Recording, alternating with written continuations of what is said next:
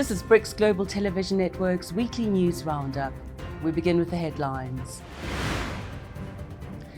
In the United Arab Emirates, Emirates Airlines has cancelled flights to Iraq, Iran and Jordan for 3 days.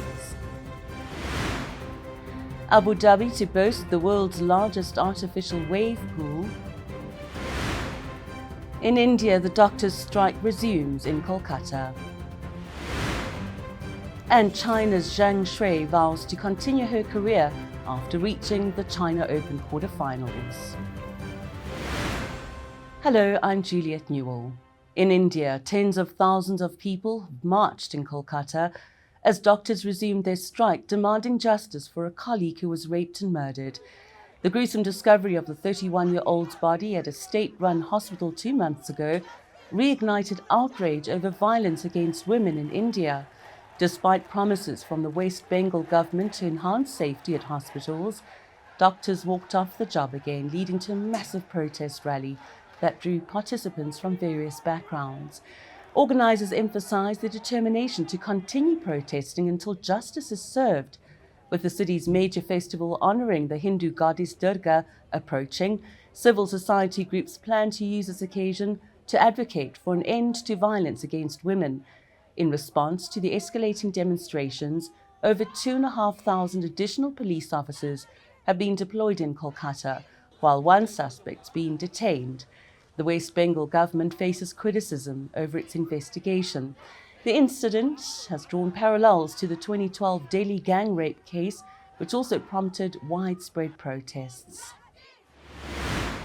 With the BRICS Plus summit coming up in Kazan, Russia later this month, Turkey's recent announcement it wants to join the group is garnering quite a lot of attention. If accepted, it would be the first NATO member in the group, which positions itself as a counterbalance to the Western-led global order. Russian President Vladimir Putin says he's expecting his Turkish counterpart, Recep Tayyip Erdogan, to attend the BRICS summit in Russia next month. China's Charles Liu, senior fellow at the Thai Institute, shares his thoughts on Turkey's application to join the BRICS group. Now, what does this mean? Of course, the US would not be very happy, because for Turkey, a member of NATO, to join BRICS is clearly taking a stance for and with the global south. I think what we have is a situation in which countries, independent and sovereign states, are seeking the best for their countries, the best for their people. And it seems that participation in NATO does not seem to measure up in terms of improving the lives of the people of Turkey. But joining BRICS may actually help in promoting South-South collaboration and promoting better trade, better financial terms, better everything among the members of BRICS. And given the fact that BRICS is now talking about a settlement currency for members of BRICS, starting with its settlement in local currencies, but possibly a BRICS currency for trade settlement, which will all be very helpful to BRICS members, and other financial institutions being established, BRICS Bank, BRICS development institutions. All of this would be quite meaningful for Turkey. The 2024 BRICS Plus summit takes place from the 22nd to the 24th of October in Kazan, Russia. The group's acronym originates from its first members, that's Brazil, Russia, India, China, and then South Africa, but has since expanded to include Egypt, Ethiopia, Iran, and the United Arab Emirates. Saudi Arabia participates in the group's activities, although it has not officially joined. Taiwan's refuting allegations made by China's National Security Ministry, claiming a hacking group known as Anonymous 64 has conducted cyber attacks targeting mainland China and Hong Kong. The ministry is calling on internet users to report instances of anti-propaganda sabotage. According to the ministry, Anonymous 64, which it claims is part of Taiwan's cyber warfare unit, has been attempting to upload and disseminate content that criticizes the mainland's political system and key policies on various platforms, including websites, outdoor screens, and network television. BGTN's partner in China, the China Academy, filed this report. On the 23rd of September, China's Ministry of State Security exposed a Taiwanese hacker group specializing in fabricating fake news. Originally, their mission was to hack into the websites of universities and airlines in mainland China to steal confidential data and to spread misleading information through bot accounts, and they unsurprisingly failed. The hacker group, named Anonymous 64, is led by members of Taiwan's Cyber Army, established in June 2017 by Taiwanese authorities. Interestingly, the Taiwanese government denies any involvement. This group operates an X account where they boldly claim to have hacked the official website of 40 million Chinese universities and frequently posted images of hacking mainland China's digital billboards and internet television to spread hate speech. In their propaganda, they portrayed mainland China's cybersecurity as highly vulnerable. However, according to the investigation by China's Ministry of State Security, the images they posed were fake and edited by Photoshop, and the hacked university website were counterfeit replicas with no actual user traffic. Despite their largely unsuccessful hacking attempts, the group successfully exposed their whereabouts. China's Ministry of State Security accurately identified 3 active Taiwanese military personnel involved in the project: Luo Junming, Hong Liqi, and Liao Weilun. In Brazil, with up to 80% of the country engulfed in smoke from historic wildfires, renowned Amazon rainforest scientist Dr. Carlos Nobre is calling for urgent action on climate change. The country is reeling from extreme drought and rampant fires that have devastated millions of hectares across South America, including Brazil, Argentina, and Bolivia. Dr. Nobre notes that the rise in temperatures following the end of El Niño poses serious risks, including potential epidemics. We must do better. We must do better. There is no other way. If we reach 2.5 degrees Celsius of warming compared to the pre-industrial era in 2050, other points of no return may be reached. The total loss of the Amazon, 250 to 300 billion tons of carbon dioxide, will be released into the atmosphere, the thawing of a large part of the permafrost in the frozen ground of Siberia and northern Canada. Brazil, along with other parts of South America, has witnessed a stunning ring of fire solar eclipse on Wednesday. This rare phenomenon occurs when the moon aligns perfectly between the Earth and the Sun, allowing only a fiery ring to be visible. While the peak of the eclipse was seen in Chile and Argentina, a partial view was available to see in Brazil.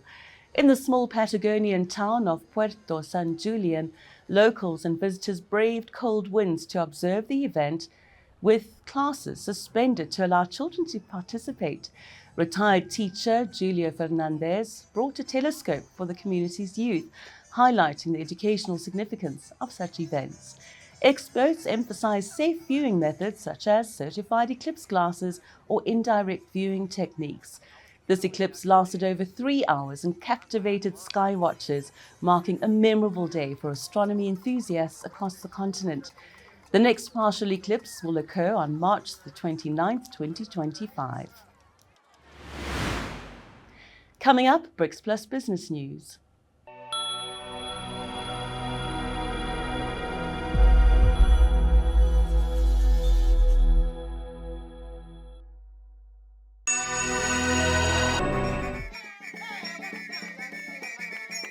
For many, dance in Africa is a rich cultural expression, serving various purposes like entertainment and religious rituals. However, over thousands of years, dance in Africa has been used as a secret way to communicate, sometimes during birth and death, frequently to each other, and at times directly to the gods.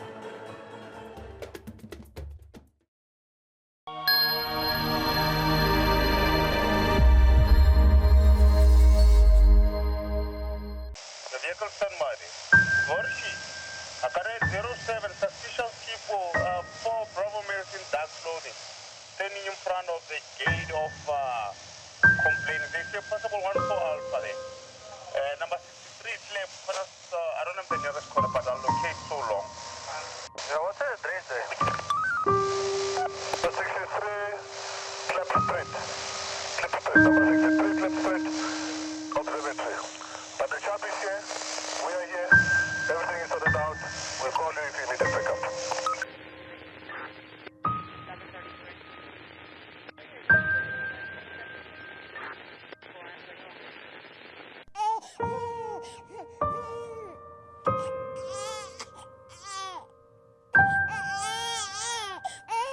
What the hell do you want from me? Leave my kids alone!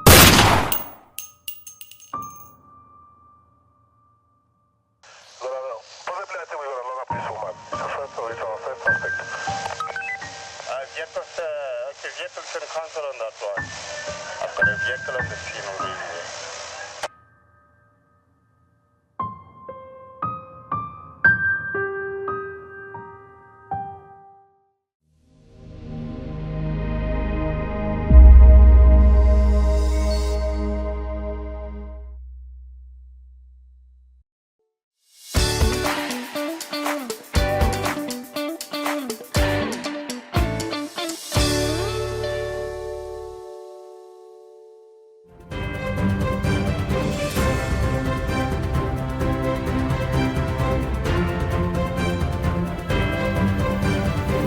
Taking a look now at BRICS Plus business news. In the United Arab Emirates, Emirates Airlines has cancelled flights to Iraq, Iran and Jordan for 3 days due to escalating regional unrest following an Iranian missile strike on Israel earlier this week. The airline announced that all flights to and from Basra, Baghdad, Tehran and Amman will be suspended on October the 4th and 5th. And this decision comes after the airline previously halted flights between Dubai and Beirut until October the 8th. Other airlines are also adjusting their schedules. Qatar Airways has temporarily suspended flights to Iraq, Iran and Lebanon, while Lufthansa has cancelled flights to Beirut until November the 30th and to Tel Aviv until October the 31st. Iran's missile strike on Israel, which involved around 200 missiles, raised concerns about broader conflict, with Israel reportedly intercepting most of the projectiles. The situation's prompted heightened caution among carriers operating in the region. In China, the Purchasing Managers' Index, the PMI for the manufacturing sector, reached 49.8 in September, reflecting a modest recovery from August's figure of 49.1. That's according to official data from the National Bureau of Statistics. This marks the highest level in 5 months, effectively ending a 2-month decline. The NBS attributed this improvement to a rebound in both supply and demand conditions. Notably, the production sub-index registered at 51.2, indicating growth as it remains above the critical 50-point threshold. The high-tech sector continued to flourish with a reading of 53, while equipment manufacturing also showed strength at 52. Additionally, the consumer goods sector demonstrated progress, scoring 51.1. In contrast, the Cakeson PMI, which provides a private assessment of manufacturing conditions, recorded a slightly lower figure of 49.3 for September. Despite this, the data indicates a slight uptick in supply, with production maintaining its expansion status. Overall, these figures reflect cautious optimism for China's manufacturing landscape. Russia plans to increase its defense budget by nearly 30% for 2025, allocating 13.5 trillion rubles, that's $145 billion, up from 10.4 trillion in 2024, as it diverses its resources to its offensive in Ukraine. This military expenditure will surpass spending on welfare and education combined. Current military spending is at levels unseen since the Soviet era, supporting extensive operations in Ukraine and providing high salaries to soldiers. Defense and security spending will make up around 40% of Russia's total government budget of 41.5 trillion rubles.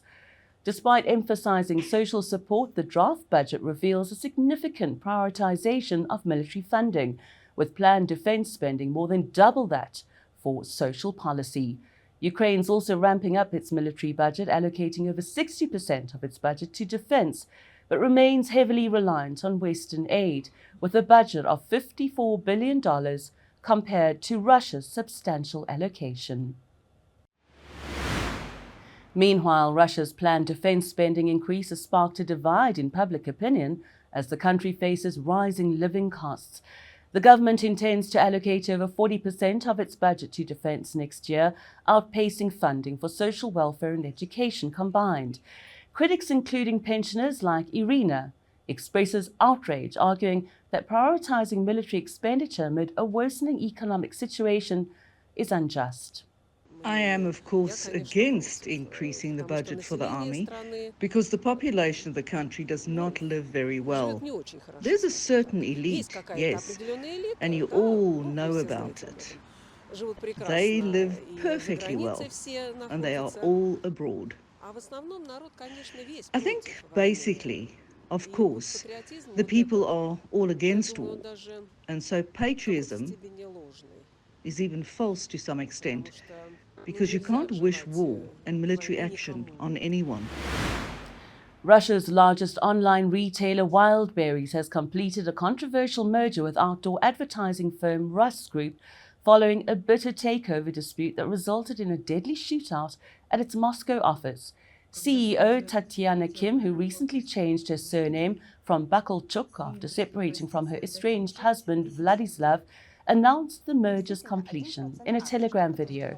The conflict escalated last month when Bakalchuk and former executives allegedly attempted an armed takeover, leading to 2 fatalities and the arrest of about 30 suspects. Bakalchuk had initially been detained but later released, enlisting Chechen leader Ramzan Kadyrov as his opposition to the deal. Analysts are surprised by the merger, as Wildberries, often dubbed Russia's Amazon, significantly outpaces Rust Group in size. However, both companies secured President Vladimir Putin's approval, claiming the merger will form a powerful entity to compete with Western technology firms and bolster Russia's economy. In Beijing, China, scientists are testing hybrid grape varieties to help China's emerging wine industry tackle climate challenges. As global temperatures rise, the industry faces increasing risks from extreme weather, evidenced by a 10% drop in global wine production last year due to droughts and fires. Producers in regions like Ningxia are already witnessing the effects of warming temperatures, prompting earlier harvests and challenges in grape quality. Award-winning winemaker Zhang Jing noted that rapid ripening leads to imbalances in sugar and acidity, complicating production. But nowadays, with the challenge of climate change, I think during the last 10 years, even in Europe, they changed their mind, they changed their opinion. They start to welcome the interspecies varieties because they have a very high resistance to disease, to drought, to different things. And of course, they maintain rather high quality. Researchers are employing AI and climate modeling to identify potential vineyard locations and develop hybrid grape varieties that can withstand harsh conditions. Successful hybrids, like Beiyang and Bimei, have shown promise, blending resilience with improved flavor. As attitudes shift, these hybrids are gaining recognition for their potential to create unique wines with Chinese characteristics. China's rapid ascent as the leader in electric vehicle production is complicating Western efforts to limit its exports, potentially hindering global climate initiatives. The EU's poised to vote on imposing substantial tariffs on Chinese EVs, aiming to protect its automotive industry from low-cost competition. Similarly, the US is working to prevent an influx of affordable Chinese electric cars that could undermine American manufacturers and jobs. While concerns over China's industrial overcapacity persist, experts emphasize the West's urgent need to accelerate the green energy transition. Tu Li, managing director at Sino Auto Insights, asserts that without Chinese EVs, the EU and US may struggle to meet their climate goals.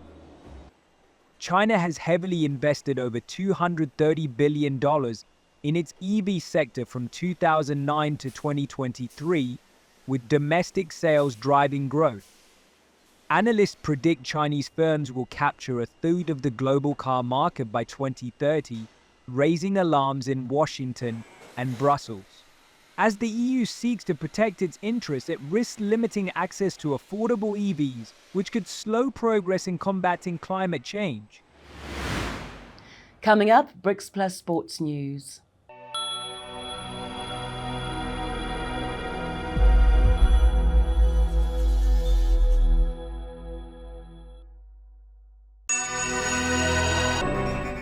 Coming soon on BRICS Global Television. You donated your kidney to a stranger. So can you talk us through how that came about? The story actually starts with a Facebook post, interestingly. Samantha put out a message that her father, that they were looking for a kidney for her father. And unfortunately, none of their family members were a viable match for him. And they were turning outwards to try to find someone to come forward to take us up. And when I saw the message, just something resonated and like a little light bulb. And I thought to myself, maybe that's something that I could do.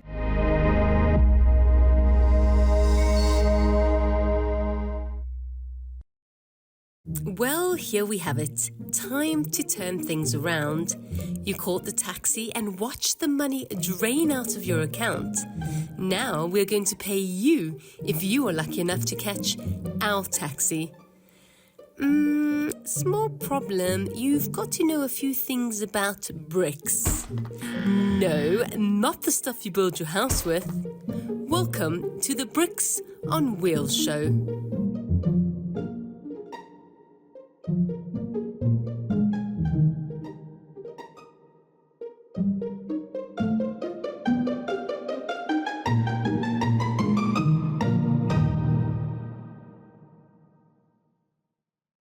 Coming soon on BRICS Global Television. I went into a tackle and he was this very big guy. He was a world wrestling champion. And I went in thinking that I'd be able to use my force to knock him over. And his shoulder connected my head, and that's when I broke my neck. So I lay on the field. We lay for about an hour. The ambulance couldn't get onto the field because it was a semi-professional game.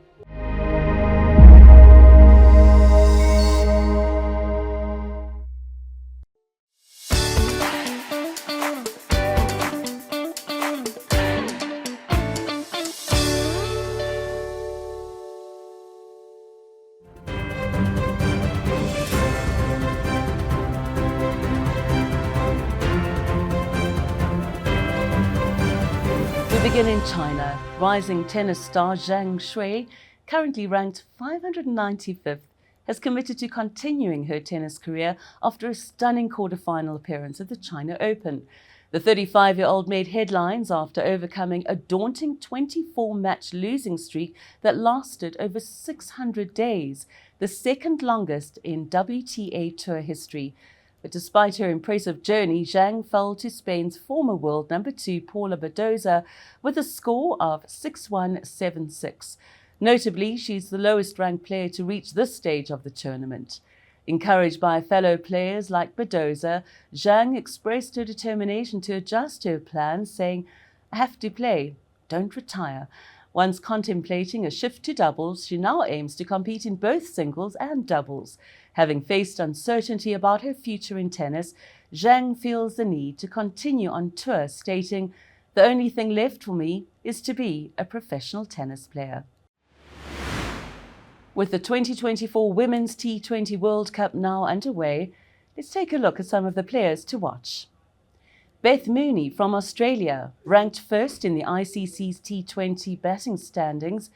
The experienced opener has been pivotal in Australia's previous victories.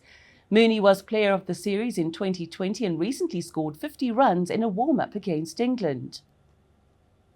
England's Sophie Eccleston.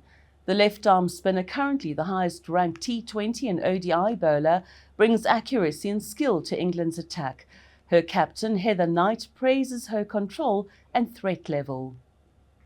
From India, Deepti Sharma. Known for her all-round capabilities, Sharma ranks second among T20 bowlers and is determined to change the landscape of women's cricket in India with a World Cup win.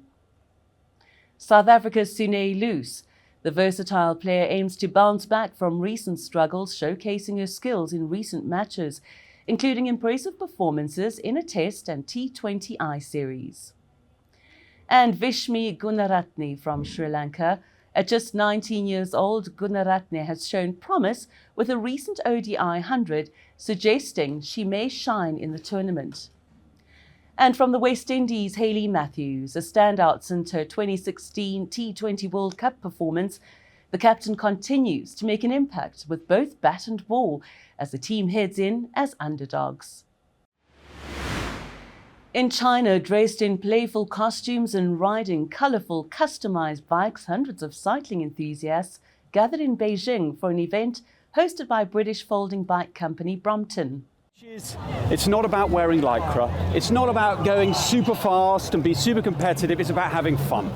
And this is a celebration of that for our community in China, our Brompton riders from all over China, in fact all over the world, to come and celebrate, have fantastic outfits, do a bit of racing, but don't take it too seriously.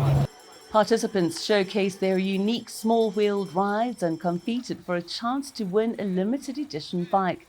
This gathering highlights a burgeoning subculture of trend-savvy urban cyclists, many of whom invest thousands of dollars in Brompton bikes and a variety of custom accessories. In fact, in Beijing, we are all exposed to severe work pressure. Riding, for example, organizing night rides or some other themed weekend rides is a good way for us to reduce stress or change our lifestyle.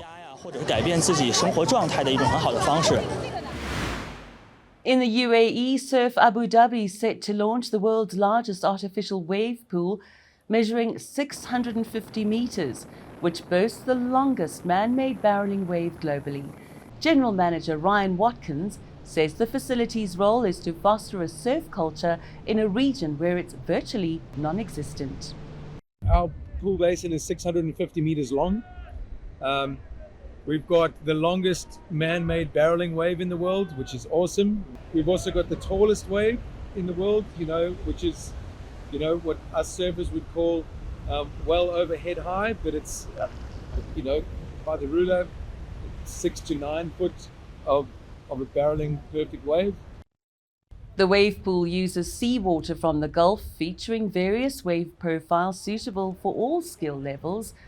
The pool has the unique capability to consistently produce perfect waves, allowing both beginners and experienced surfers to enjoy an ideal surfing experience.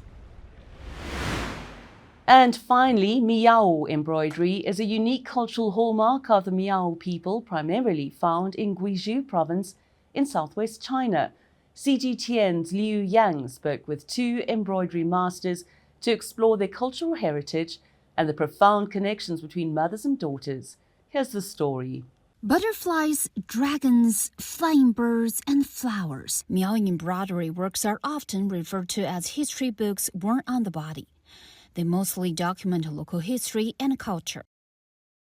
This is 73-year-old Shi Yangjiu, and she's one of the inheritors.